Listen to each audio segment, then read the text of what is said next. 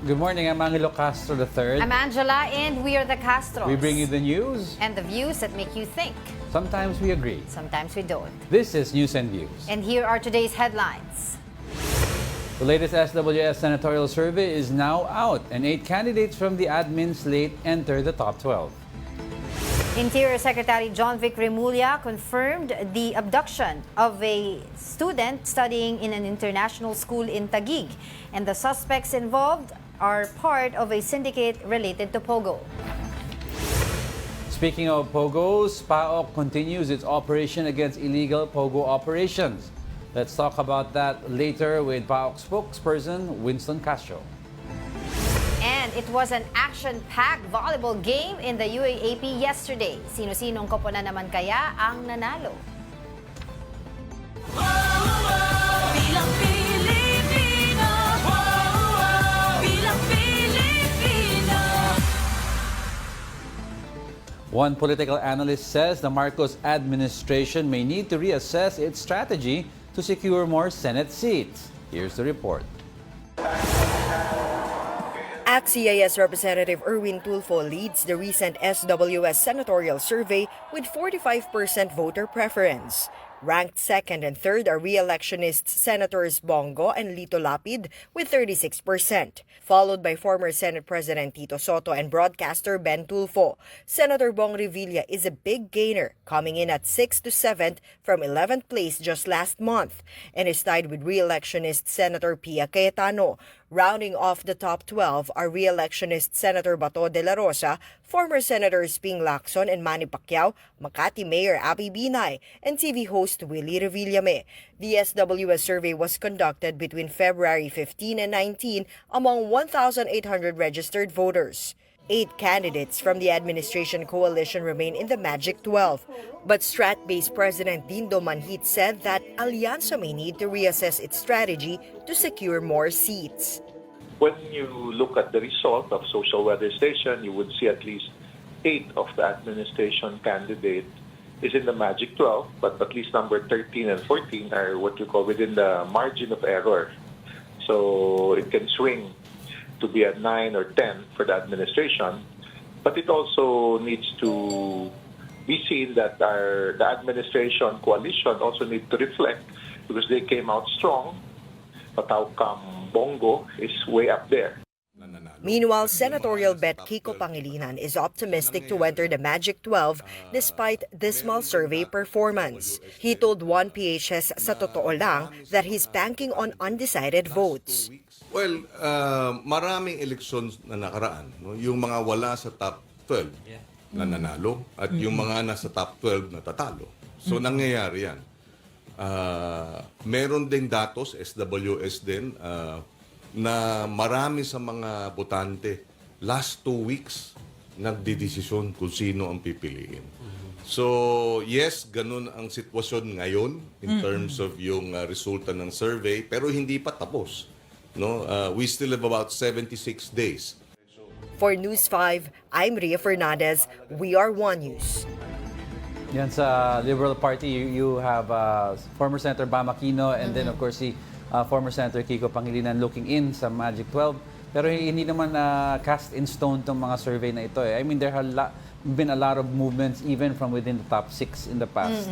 Minsan yung 6 nawawala, minsan yung 6 nagiging number 1. Oo. So, titignan natin talaga kung ano mangyayari. Pero most probably kasi nga, dahil sa, depende rin sa area kasi kung saan yung survey, tapos depende rin sa ano yung mga naging tanong, kaya yung mga lumalabas sa result ng survey. Pero also, yung nga dun sa news natin kanina, it says there, di ba, yung Marcos administration may need to reassess its strategy para daw mas makakuha sila ng mga seats dito sa Senate. Pero I think also yung mga ibang mga kandidato na tingin natin o tingin ng ibang tao na deserving may also need to reassess paano ba. Ang problema rin kasi talaga yung campaign funds eh. Yan ang mahirap talaga ngayon dahil ang labanan, di ba, nakakausap natin ilang mga political strategists here, mga experts are saying talagang pera-pera ang labanan pagdating sa kampanya. I think we need to re-educate the government also, or COMELEC has to have after the elections to a re-education sa mga voters because pinagkakamali ang mga voters. Minsan nakada na trabaho ng senador mamigay ng pera. o mamigay ng ayuda o maghandang dole out or 'di ba yung mga aksyon muna, mga ganon. Hindi ganon ang trabaho po ng senador. Ang trabaho nila is Gumawa gumawa ng ng batas at magdebate. Yun lamang po. Ngayon yung mga galaw na mga action movements, pamimigay ng ayuda or yung direct contact with the people sa mayor yan, vice mayor, yan. Plus the ayuda na ibinibigay, ay yun din po ay galing sa mga pera natin, di ba? Mula dun sa mga tax na binibigay natin sa ating mga earnings. Ayan. Hindi po yan galing mismo sa mga kumakandidato. Ngayon, if you Or have mga si politiko. biggest gainer daw si Senator Bong Revilla, one of the biggest gainers. Consistently nasa top 12 na rin si Willie Revillame. Rounding out the bottom 12, but it's still a very delicate spot kasi may mga si Bam Aquino kasi is ang trend niya mula November pataas 'di ba? So let's see how it carries over into the last few months of the leading up to the actual election. Yep. Oo. All right, the Commission on Elections has raised concerns over the rise in election-related violence. COMELEC Chairman George Erwin Garcia noted that many of these incidents occurred in Cotabato City and Maguindanao provinces. Among the latest cases was the attack on Vice Mayor Omar Samama of Datu Piang, Maguindanao del Sur. Currently, 38 areas are classified as election hotspots. Authorities are now intensifying efforts to crack down on loose firearms and dismantle private armed groups to prevent further violence. Any violence directed against a candidate, an incumbent official, is always election-related. Huwag na po nating sugarcoat pa yan. Pagka malapit ang eleksyon, lalo't malapit ang campaign, maliwanag na kasi ngayon kung sinong kandidato At nagiging maliwanag kung sino lumalamang. At kalimitan, pagka may mga ganyan, nagkakaroon ng violence. Let's talk more about this with COMELEC spokesperson, Attorney Rex Laudianco. Spokes, thank you for joining us. Magandang umaga po, Sir Diego, Ma'am Angela, at sa lahat po ng ating taga-subaybay sa branch. Good morning. All right, Spokes, let's get right to it. Go ahead. Oo, may datos na po ba tayo, Spokes, kung ilan na po yung mga insidente ng yung total na po na number no as we speak, yung election-related violence na naitala po at gaano po ito kataas kumpara po noong nakaraan na eleksyon? Opo, meron na pong initial na bilang at ito po ay pangpito nga po itong nangyari kay Vice Mayor Omar Samama at kung ikukumpara po natin nung nakaraang halalan, mababa po talaga ito. Kaya nga po ginagawa natin ang lahat ng pwedeng gawin para po wag nang tumaas at hanggat maaari po mapababa natin ang mga election-related incidents. Yes, Spokes, sabi nyo nga, medyo comparatively sa previous election, medyo mababa ang bilang ngayon ng mga violence related sa election. Pero are we still looking at the same old hotspots po this year, this coming election? Tama po, yung nilabas po namin ng mga areas of concern noong February 2, primarily ang basis po niyan ay historical data, yung mga dati ng naging areas of concern. Kaya nga po 38 po yan na nasa red category, kung saan 32 po ang nasa farm at yung 6 po ay nakakalat sa Luzon at Visayas. Kasama po dito yung Datu Piang Maguindanao na naka-red category na since February 2 pa. Ayun, so yung ano ba yung consistently Spokes, yung mga number 1 dyan sa ating listahan na sa mga hotspots? Opo, lagi po talaga yung 32 sa farm, kasama po yung sa lahat ng lalawigan mula Lanao del Sur, Maguindanao del Norte, Maguindanao del Sur. At ang maganda po dito, wala po kaming nakita. Dati sa Tawi-Tawi ay meron, ngunit payapa po ang Tawi-Tawi. Yan po ang nakakatuwa. Kaya sana po, pasudurin po, wala kaming nakikita na problema sa Sulu. Kaya sana po magtuloy-tuloy ang ganitong mga efforts natin. Oh, Spokes, ito nga daw po nagiging problema dun sa mga naitatalang election-related violence sa ilang mga hotspots na lugar ay may mga nadadamay daw po ng mga bata, ng mga wala naman po talaga kasalanan. Ano po ba yung limitation din ng COMELEC pagdating po dito sa issue na to?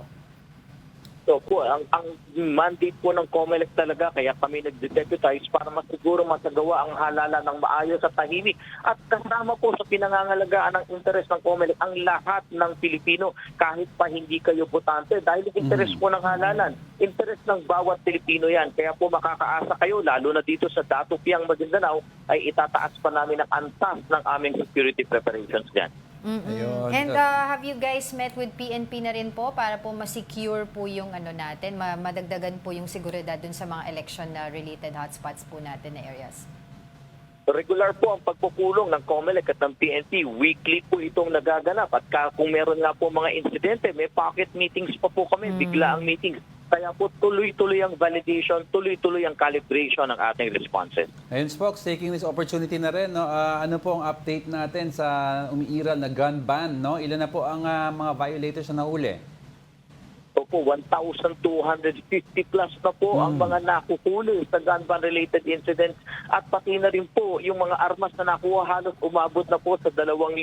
Yan po ay datos kagabi, kaya nga po inaasahan po natin. Sana po ating mga kababayan, pakinggan nyo na po kami. Huwag nyo pong ilabas ang inyong baril sa inyong tahanan. Kahit pa kayo may LTOF, may lisensya, mayroong PTC-4, kung wala kayong exemption, kayo po'y lumalabag sa gun ban. Spokes, gusto ko lang i-clear, no? Yung mga nahuli po sa gun ban, ano po ang pwedeng kaso na maharap nila? At if ever po, tapos na po yung election, will they get their guns back? Naku, hindi po. Ebidensya po yan. Dahil po paglabag sa gun ban ay isang kasong kriminal. Election offense po ito. May pagkakakulong ng 1 hanggang 6 na taon. Pagkakatanggal ng karapatang bumoto at perpetual disqualification to hold public office. Ganyang kabigat po yan. Kaya po talagang please po, nakikiusap kami, makinig po at sumunod sa ating mga alituntunin. Opo. Sa tingin niyo po ba may possibility na bumaba itong mga election-related violence na to sa mga iba't ibang lugar na to kapag po nagsimula na ang campaign na period sa lokal na election natin?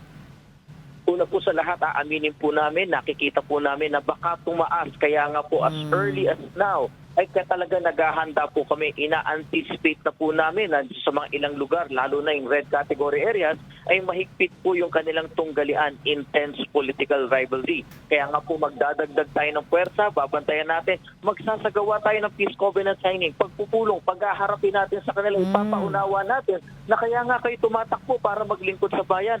Bakit kayo magre-resort sa violence? Lalong-lalo na't may madadamay na kababayan ninyo. Alright, siguro po, pabigyan na rin po kami ng update dun po sa printing ng ballots ng COMELEC. Kaninang madaling araw po ay mahigit 48 million ballots at bago matapos ang araw po na ito ay 49 million ballots na po tayo. At kung walang problema, inaasahan namin matatapos ang pag-imprenta ng balota. By March, tapos po ang 71 million ballots and by second week of April, tapos po ang lahat ng verification at ready na kami to deploy sa iba't ibang lugar. Alright, sige, maraming salamat po sa inyong update. That was COMELEC spokesperson, Attorney Rex Laudianco. Thank you so much for joining us today po. Right, meanwhile, Senatorial Bet Erwin Tulfo says he's ready to face his disqualification cases. Erwin noted, though, that he has not received a copy of the latest case filed by a certain Berteni Causing. Causing filed a petition to disqualify Tulfo, citing his libel conviction in 2008. He likewise alleged that the senatorial candidate is not a Filipino citizen as he failed to renounce his U.S. citizenship. A disqualification case was previously filed against Erwin and other Tulfos who are said to be members of a political dynasty. Ayan, so talagang ginagawa nilang lahat kasi ang daming cases ngayon. Top spot kasi Well, si Kong Erwin so well, talagang a lot of people will try to get him down. Apparently sinasabi nga nilang kampo nila, itong nag-file ng case against him recently ay na-disbar daw Ito, so parang syempre discredit mo yung nag-ano sa'yo, diba? So tingnan natin kung anong mangyayari dito sa mga yung issue ng kanyang citizenship. Ano pa yun kasi nung 2022, if I'm not mistaken, 2021 na nakuha niya ulit yung Philippine citizenship siya. So I don't know paano mangyayari. Baka actually the act of renouncing technicality kasi siguro ata yun ang sinasite ng iba. Pero the mere fact na reinstate yung citizenship ng Filipino means Filipino si Congressman Erwin. Pero let's see kung anong interpretation ng court na magiging interpretation ng court. Alright, in other news, Senate President Chis Escudero has ordered offices in the upper chamber to prepare for the impending impeachment trial of Vice President Sara Duterte. Through Special Order 2025-015, Escudero assigned a specific task to the Senate Secretary and other key offices ahead of the proceedings. The order designates Senate Secretary Renato Bantug as clerk of the court for the impeachment trial, responsible for recording proceedings, processing pleadings, and managing other non-judicial functions. Additionally, the Senate Legal Counsel and Deputy Secretary for Legislation will serve as deputy clerks of court. Meanwhile, Senate Sergeant-at-Arms retired General Roberto Ancan is tasked with serving subpoenas and enforcing security measures throughout the trial. Yan na, nag-prep na. Sabi nga ni SP Cheese, they expect a conviction around September to October. Oo, kasi 3 parang months. ang ano nila dyan na ang timeline nila is kung magbibigin ang impeachment, mag-start ang impeachment trial after ng SONA. Yes. Oo, pero kasi ngayon nga 'di ba, ang marami pa rin yung mga debate tungkol dito na dapat na mas agahan. Even si Senator Risa Ontiveros nagsalita na siya more recently na sinasabi niya na it is their constitutional duty na agaran na nga daw dinggin itong impeachment complaint sa Senado. At saka for clarity of mind na rin ng political ang institution natin sa gobyerno. So because a lot of course yung mga investors, foreign investors are looking at this issue and would like a resolution as soon as possible. Parang will there be stability in terms of the president and the vice president? Matatanggal ba siya? Hindi ba siya matatanggal? So they want all of this out of the way so they can confidently invest in the Philippines already. All right, we'll be back with more stories after the break. Keep it here on One News.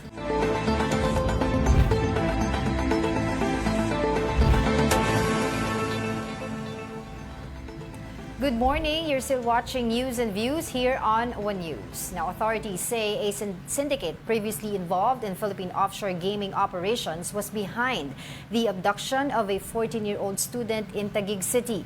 Here's the report. A 14-year-old student from exclusive school in Taguig City has been rescued after being abducted. Interior Secretary John Vic Remulla said the student was kidnapped at 3:45 p.m. on February 20. The student was supposed to go home at 2:40 p.m. but never arrived. The parents reported the kidnapping the next day. Authorities later found the vehicle that picked up the student in San Rafael, Bulacan, but the driver had been killed. Inside the vehicle, investigators discovered evidence including pictures and duct tape that could yield fingerprints. The kidnappers demanded $20 million ransom, but the parents refused to pay. On Saturday, February 22, kidnappers released a video showing one of the boy's fingers being caught. It was at this point that the parents asked for proof of life. Pinakita yung bata na kumakanta ng paboritong awitin ng kanyang nakababatang kapatid. Kumanta yung bata, nakangiti naman, at nakita na at mula sa video niya ay mukhang in good health. By Monday, the anti-kidnapping group tracked the suspect's location through their cell phone signal, leading to a hot pursuit operation. At around 8 p.m., authorities found the student in Parañaque. The choice was pursuing the vehicle or securing the child. Obviously, ang AKG, inuna yung bata.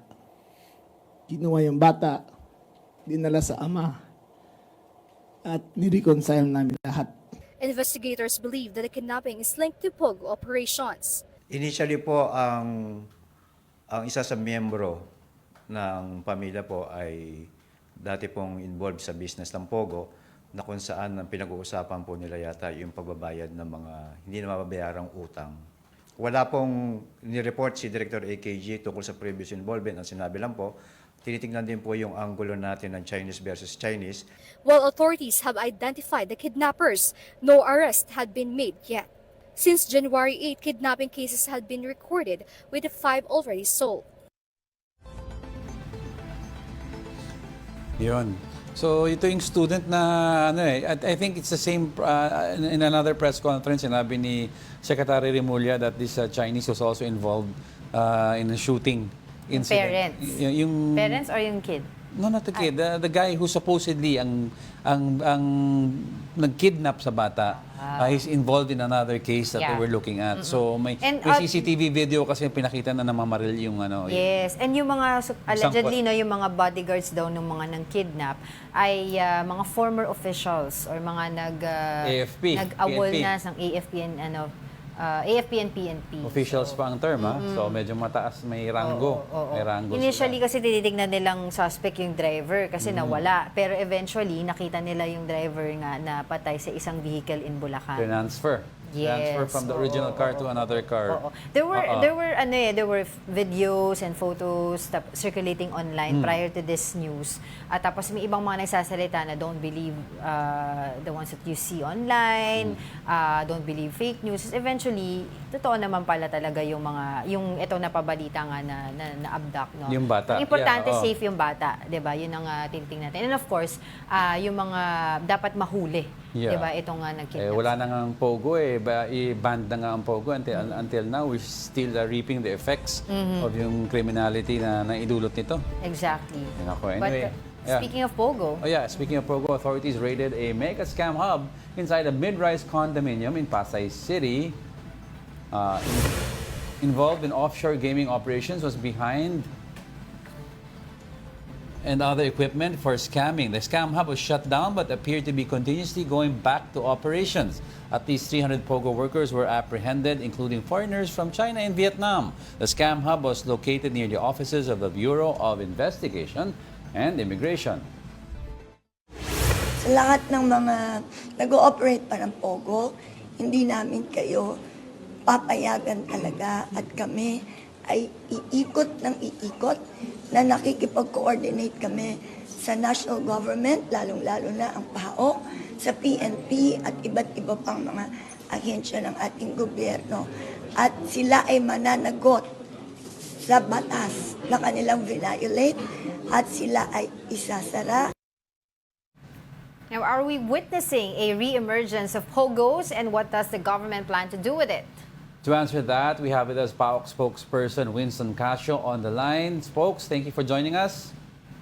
Good morning. Hello, magandang umaga po. Good morning, Diego and Angela. Alright, Spokes, may developments po ba tayo dito yung sa Pasay raid na ito at bakit po nakapag-operate pa rin ito? Well, obviously, they've operated because illegal talaga sila. They belong to a criminal organization who does not intend, who has no intention of leaving the country, who has no intention of following the ban imposed by the President. Kaya nagpapasalamat kami sa mabilis na pagtugon ng LGU ng Pasay to be able to provide a mission order that served as the basis to close down this particular Pogo operation last night. Yung itong Pogo na ito, do you see any link to the other breakaway factions na nakikita, na binanggit nyo before, na within the metro? Yeah, apparently, they've been closed before. So sila yung Unlad Silangan that used to be a master licensee. Unlad Silangan. Meron talagang lisensya yan. Kinancel ang Pogo way back 2024. If I am not, late 2023, sorry. Late 2023. They were canceled late 2023. But apparently, they simply transferred from their previous location doon sa One Wheels condominium kung saan na nga sila nahuli last night. Okay. Oo. Spokes, correct me if I'm wrong, this is not the first time na may na-raid po kayo na Pogo operation sa bandang Pasay. Kasi if I can remember if correctly, meron din most recently na na-raid naman na parang hotel yon sa basement na nagkakaroon din ng mga guerrilla operations ng Pogo doon. Bakit po kaya sa Pasay ngayon ang target nilang lugar? Primarily, not only in Pasay, they've been congregating in the southern part of Metro Manila because this is where the biggest casinos are located, as well as the gateway. The gateway is located, yung NAIA natin. Yes. No? So these foreign nationals are addicted to gambling personally. So a good number of them frequent the casinos here in the entertainment center of Southern Metro Manila. So that's why it's their primary location. Most preferred location is in Pasay, Parañaque, and in even parts of Makati. No? It has nothing to do with the LGUs. It's simply Yeah. their preferred location because of their proximity to the casino. Oo. Yun nga po I just wanna ask you po din, spokes, saan po ba kumukuha ng lakas ng loob? Itong mga POGO operators na to na even after yung declaration nga ng ban dito sa ating bansa, ang dami pa rin po natin nahuhuli. I was wondering kung meron din po ba kayo nakikitang mga Backer. backer, mga kasabwat dito sa atin? Just like any other type of organized criminal syndicates, no amount of organized criminal organization would be able to exist without some form of public corruption. It always is there is a correlation between public corruption and organized criminality. So obviously meron yan. But the president has a zero tolerance for government officials who do not merely condone but provide protection to this type of criminal activities. Kaya part din po yan sa mga investigasyon na ginagawa ng Interagency Task Force na kinabibilangan ng DILG at saka DOJ. It's for that reason that we're very thankful, Angela and Diego, to the Secretary of the Interior for his very bold pronouncement directing all GU officials, the local chief executives, to be always on the lookout for the red flags in relation to POGOs. Yan, Spokes Winston, are you confident na you will have this in check very soon? Are you monitoring po several groups right now? Yeah, truth be told, since February 13, when PAOK started all these raids against these errant POGOs, we've been getting almost daily reports. But of course, before we act on them, we have to validate the reports to make sure that these are not, not legitimate businesses run by some foreign nationals, no? Kasi there are also legitimate businesses that are run by foreign nationals. Some Filipinos have become, forgive me for saying, some Filipinos have become too xenophobic about it, no? Na pag nakita lang sila ng Chinese, automatic sinasabi na nilang POGO. But not all businesses run by Chinese are POGOs. Okay. Recently po sinabi ni Senator Tulfo, he actually called out yung mga kabagalan daw po dahil since December pa yung call nga daw po na iba ng POGO pero kukonti or hindi pa lahat, hindi pa 100% na nade-deport yung mga illegal foreign workers and nakikita nga po natin nakakasama pa yung iba sa ilang mga operations dito. Are you currently in talks pa rin po? I'm sure po no na kayo po ay in talks with BI no, Bureau of Immigration tungkol nga po dito sa mga deportation. Do we have an update on this? Yeah, we're always on a regular communication with both the Bureau of Immigration and the National Bureau of Investigation, as well as the Department of Justice, to streamline the process in relation to deportation. And thankfully, both agencies, BI and NBI, were able to come up with a process that would allow the release of clearances within a few days or a week. So that would mean that after every operation, once we get all those clearances with us, we'll be able to deport siguro hundreds of nationals in less than a month. Paano po yung mga illegal foreign workers din po na, I think, if I remember it correctly, nasabi nyo nga po nakakasuhan din po muna bago sila ipa-deport? Yes. A good number then of them would also have to be criminally charged naman po because they are bastardizing our legal frameworks in the Philippines. So we'd have to show to the international community that the Philippines does not condone this type of activities, and if any of their nationals are found to be guilty of this criminal allegations, then they'd have to spend time in our Philippine jail. But that's less than 5% of the sum total of all deportable foreigners. Okay, folks, we all know na it's very critical also in involvement po ng mga general public, no, in curbing out these illegal activities. If they want to report po, do you guarantee them na yung anonymity, that it will remain anonymous? And how do they determine po daw? Kasi minsan ang dami nagtatanong, paano nila ma-determine minsan ang difference between a call center na may mga Chinese daw or from a illegal POGO operation already na nagsiscam? Kasi minsan baka magkamali daw sila mag-report, ayaw nila naman ng ganun. Yeah. Technically, BPOs, business process outsourcing, ang ratio of employees in relation to foreign and local employees should not be more than 5% foreign nationals. Okay. So, if it is a BPO, by mandate of the by law, it should only be they should only be employing 5% foreign nationals of the total workforce. So if you see that a particular BPO or a call center has more than that 5%, meaning to say you see more foreigners coming in and out of a building rather than more than the Filipinos, then obviously that's a red flag. Spokes, may So mga... that is already indicative of a POGO that should be reported to us. Interesting you mentioned that also, Spokes, no? Kasi may mga instances ba na kunyari isang Pinoy sumali sa isang kala niya call center, yung pala later on malaman niya ay isang scam hub pala ng POGO operations. May mga na-encounter kayong ganyan, Spokes, sa mga na-read nyo?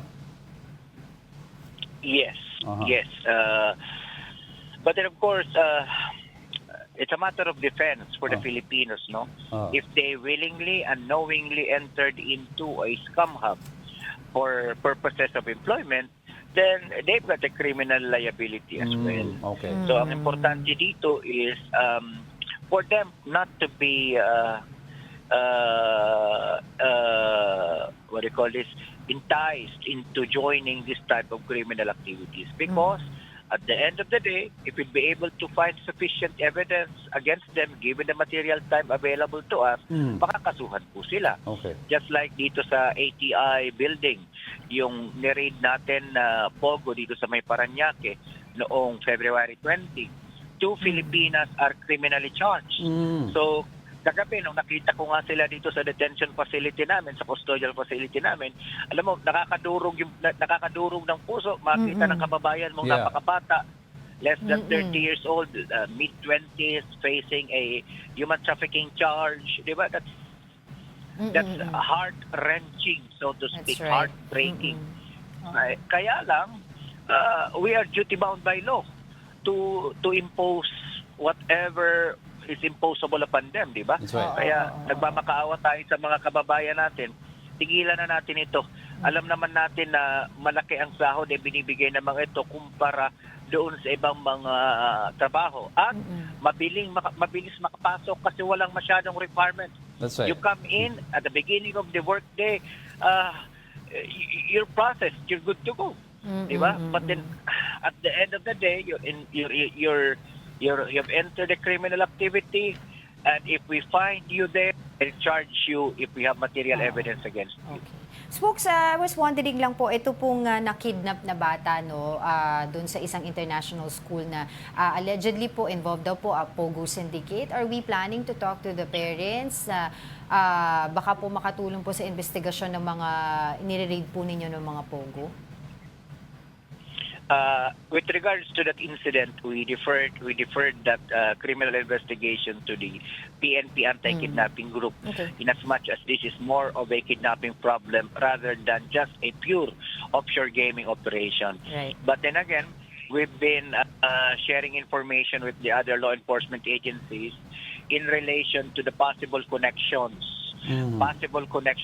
of some individuals that may have perpetrated the crime, or the or information in relation to the victims, to the family, to the victim himself. No, yung mga ganitong krimen kasi, these have become commonplace over the years. POGO-related crime involves anywhere from murder, torture, illegal gambling, kidnapping, human trafficking, name it. So lahat na dinala nila lahat dito. Kaya ito yung hinahabol ngayon ng ating gobyerno, the PNP, NBI, and the PAOK. Kasi if we allow them to take root in the Philippines, then they would become a very potent transnational organized criminal organization. So, ngayon pa lang dapat maputol na natin yung kanilang mga ugat.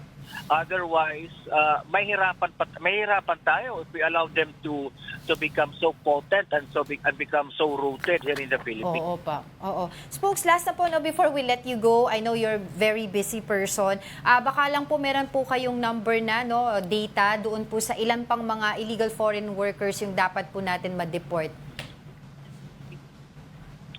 Well, as far as PAOK, we have now reached, as of last night, as of early tonight, early this morning, let me check, 397-4401. So we have reached almost 800 deportable foreign nationals now. Ito po yung na-deport na or i-deport pa lang? No. These are deportable nationals that are in our custody. Okay. There are a good number also in the immigration facility in Bicutan. So that means to say, kung 10,650 ang natitira dito, 800, we're down to 9,000 plus of foreign nationals that we have to find all over the country. Oh, dami pa nun. Manageable number. Good We're luck on you. confident that we can do it. Right. Good luck po sa Good inyo, luck on your Spokes. quest. Maraming salamat po sa inyo, PAOK spokesperson Winston Casio. Maraming Alright, the Bureau of Immigration has deported 98 Chinese POGO workers, most of whom were recently apprehended at a scam hub in Parañaque. According to the BI, the Chinese embassy arranged the chartered flight to China. Of the 98 individuals, 91 were among the 450 people arrested on January 8 at a commercial building in Parañaque, while the other 7 had been held at the BI detention facility in Taguig. The agency has been fast-tracking deportation since the POGO ban took effect at the beginning of the year. Nearly half of all foreign nationals taken into custody this year have been deported. But the BI acknowledges that processing them demands substantial government resources. The Philippine National Police defends its convoy's use of the EDSA busway last Tuesday. A confrontation unfolded as operatives of the Special Action and Intelligence Committee for Transportation, or SAIC, stopped a motorcycle of the PNP Highway Patrol Group and 2 SUVs from continuing on the busway in EDSA Ortigas. According to SAIC, the convoy immediately left after the conversation because they had an emergency to attend to. But one of the motorcycles went back to get the violation ticket. PNP Chief General Romel Marbil did not confirm nor deny if he was in that convoy. But he said there was a legitimate emergency situation that the officials needed to attend to. We are on call 24 hours a day. And there's a guidelines sa nilabas po ng DOTR na the PNP vehicles, ang sinasabi, in case of emergency, national issue, you can use that. There's an emergency that we have to call kasi meron po kaming operation last night. Nako. As of now kasi, ang ating batas, ang pinapayagan lang na dumaan Highest sa officials EDSA of the busway, highest official of the land. President, which is Vice President, Senate President, Speaker of the House, saka Chief Justice of the Supreme Court. Oo. Pero ngayon, kung talagang very busy ang PNP at kailangan nilang pumunta somewhere, humingi na lang po kayo ng special permit. Kasi as of Before you now, enter, bawal po kayo. Diba? Because I know naman na they have very important matters to attend to, and that's understandable. But they have to remember, so does every other 300,000 motorists on EDSA. Lahat na may ng mga oras natin ay importante. Minsan nga may mga ambulance nga nakikita mo, nakikipaglaban sa traffic na hindi pumapasok eh. May mga instances na ganon. So, syempre, we're not privy to whatever information they have on the side. Alam ko may meeting supposedly sila with Secretary Remulla, di ba? At medyong nagmamadali daw, emergency. But then again, ang sabi naman ng iba, bakit? Na-late ka ba? Kaya ka nag-busway, baka mapagalitan ka. We don't know. We're not privy. But then again, sinasabi natin, to Pag ganyan, coordinate makipag-usap na lang sila. ahead of time. Because Oo. yung mga taga-SAIC naman, they're doing their jobs lang eh. Yes, oo. And kudos sa inyo na kahit na may PNP escort, hinuli nyo pa rin. Yeah, but to be fair naman, on the other side of the fence, bumalik sila itong To get the driver ticket. to get the ticket To get the para ticket. matikita na sila kasi they really need to pass by nga daw dun sa busway. But yun, alright. Right, don't go away because we're not done yet. Please stay with us.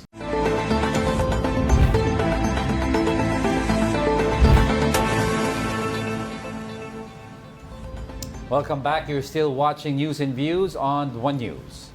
Cardinal Luis Tagle of the Philippines led a prayer service for Pope Francis in St. Peter's Square at the Vatican on Wednesday.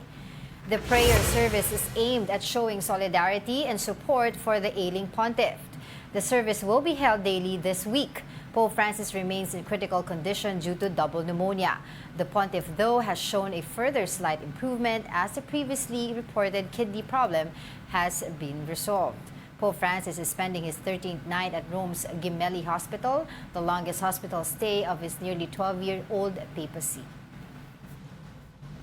Of course, we continue prayers to pa rin. pray for Pope Francis. The entire Catholic faithful and the world also. No, Actually, the whole world, is on standby sa nangyayari sa kanya because not only does he impact yung Catholics, but time and time again, yung mga Pope ng Catholic Church have been reaching out to other faiths. Yeah. When he was here, when Pope Francis was here, yung sa UST, Yeah. yung nag-converge sila. Lahat ng andaming faith nandun, yung interfaith mass doon, di ba? You had from representing a Muslim community, then you have the Jewish rabbis na nandun, you had the born-again Christians. They were all together with the Pope. Yeah. Beautiful sight. To welcome him. And of course, yun nga, ang tawag nga kasi talaga sa kanya, Pope of the People eh. Yes. Dahil nga, dun sa mga, ideas niya, yung mga progressive, din niya ideas, di ba? He also opened the Vatican Church to others, sa mga non-believers. But yet maintaining conservative stance ni John Paul. At saka yung pronouncement niya na iisa lang naman ang Diyos natin. It's just, nagkakaiba tayo ng doktrina. So that's why he's trying to consolidate. Na-touch nga ako dun sa nakita ko, before you move on, dun sa nakita ko sa social media, kasi before, there was a photo during the pandemic that he held a mass by himself. Andun siya sa tapat ng, alam mo, empty crowd. Kasi pandemic Pero yun, tinuloy bawal, pala niya. nag-mass siya, and he prayed for everybody. Tapos sabi nung nag-post, now he needs our prayer. And every day, nagmamass yun with or without a crowd daw. All right, in sports, the UAAP UST Golden Tigresses reasserted their mastery in volleyball over the DLSU Lady Spikers. Ange Poyos powered UST in the deciding fifth set as the Golden Tigresses extended their win streak over the Lady Spikers to 4 games since season 85. She finished with 28 points to go along with 16 excellent digs and 6 excellent receptions. The Golden Tigresses are now winners of 2 straight games, while LaSalle fell to 1-2 for the first time since UAAP season 68 in 2006. Mahigpit na laban. Go LaSalle!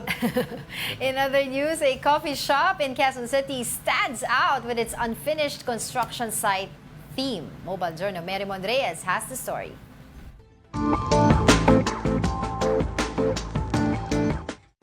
Madalas ay pagandahan o pabonggahan ang peg ng mga kafe. Pero may nakita tayong kapehan sa QC na tila kabaliktaran ng aesthetic ang itsura. Lamesang gawa sa scrap woods, exposed na mga tubo, pasong mula sa lalagyanan ng pintura, upuan na toolboxes, at nakakalat na hardware supplies. Ito ang makikita mo sa kapehang Resonate.Coffee sa Katipunan Avenue QC. Mukha man siyang still under construction, pero ito talaga ang konsepto ng cafe. Ayon sa isa sa mga may-ari, nagmula ang ideya sa bansang Thailand kung saan ilan sa architectures nito ay may disenyong industrial at unfinished. Nagkataon din nag-game ang mga contractor nila sa konsepto, kaya para na rin itong collab nilang coffee connoisseurs at construction movers. Nung nakita na namin tong spot na to, nung pinademolish namin siya, nakita namin siyang bare, mas lalong naisip namin bagay talaga yung concept. Yung mga tables or yung ibang display, gamit siya nung mga nag-construct talaga. Kabaliktaran ng madalas na inaasahan ang brand na gusto nilang i-showcase. Binuksan nila ang cafe noong November 2, All Souls Day last year, at maging sa menu nila, gusto nilang ipakilala ang mga di gaanong sikat sa panlasa ng tao. Ang binili natin is iced chai tea latte. So ultimo yung mga pader, yung mga lamesa, yung mga counters, even itong sahig, wala pa yung finishing, walang painting. Literal na semento lang yung nakikita mo sa paligid. Meron din dito yung classic na kalendaryo sa mga bahay ng Pilipino. Unconventional man daw ito sa paningin, mabenta naman ang bagong cafe take na ito. It's really refreshing to have something like this. I like to drink. Galing pa kasi kami sa Davao, so nagbakasyon lang kami dito and nakita namin na sa Facebook, nagba-viral, kaya pinuntahan namin. Unique yung idea nila. Not the usual cafe na napupuntahan namin. Sa ngayon ay inaaral pa nila kung ano pang bagong pakulo ang pwedeng gawin. At para sa mga coffee enthusiasts dyan na gustong pasukin ng industriya, payo nila, huwag raw matakot mag-experiment para sa branding ng kapehan nyo. Sobrang dami na ng nagtatayong coffee shop ngayon. So mag-isip tayo lagi or huwag kayong matakot na mag-explore. Try lang tayo ng try. Beauty lies in the eyes of the beholder, ika nga nila. Sa kahit na anong bagay, basta may passion at creativity, mayroon daw kagandahan na maaaring matuklasan. Mobile journalist Marymon Reyes po, hatid ang muka ng balita. Makausap si Meron, gusto ko tanungin kunyari may papagawa sa bahay, pwede ba akong bumili muna ng construction supplies? So, imbis na yun kasi usually pag bibili ka sa mga hardware, upo ka. Kasi hintayin mo yung billing, hintayin mo yung pila, kung magkano. So, habang naghihintay kayo, magkakape or, di ba, or tema lang siya. Pero ito kasi tema lang talaga siya. Kasi Sayang. sabi Inaalo daw, ko lang sayang Oo, Baka kasi pwedeng sabi pwede. daw nga nung may-ari, parang puro Interesting, aesthetic. katipunan. Sabi na, puro aesthetic daw yung mga mga Katipunan. coffee shop ngayon. So let's do it differently. May which gusto is ko- pumatok naman. Looks interesting, pero may nagva-viral din, pero hindi ko na mahanap kung saan. May isang coffee shop na hindi mo papasukan sa loob. Yung sa labas ka lang mag-order, pero hindi mo makikita yung barista, hindi mo makikita yung loob. May butas lang.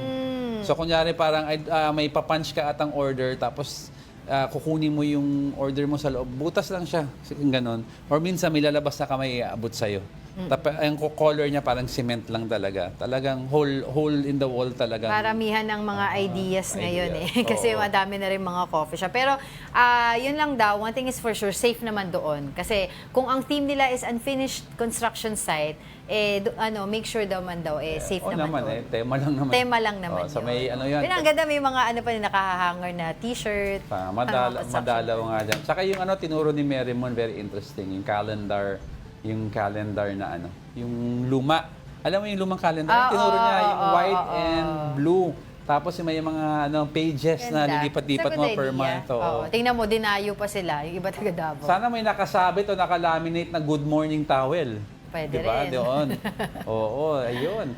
Alright, since nakalimutan ko magpadala sa amin, producer ng quote, ibabanggit ko na lang ang quote na iiwan ko for all of you today. And the quote goes, "Life is better when you cry a little, laugh a lot, and are thankful for everything you've got. Smile." Yan. And that wraps up today's episode of News and Views. Join us again tomorrow. I'm Angela Lagunsad Castro. And I'm Angelo Castro III. We are One News. All sides, all the time.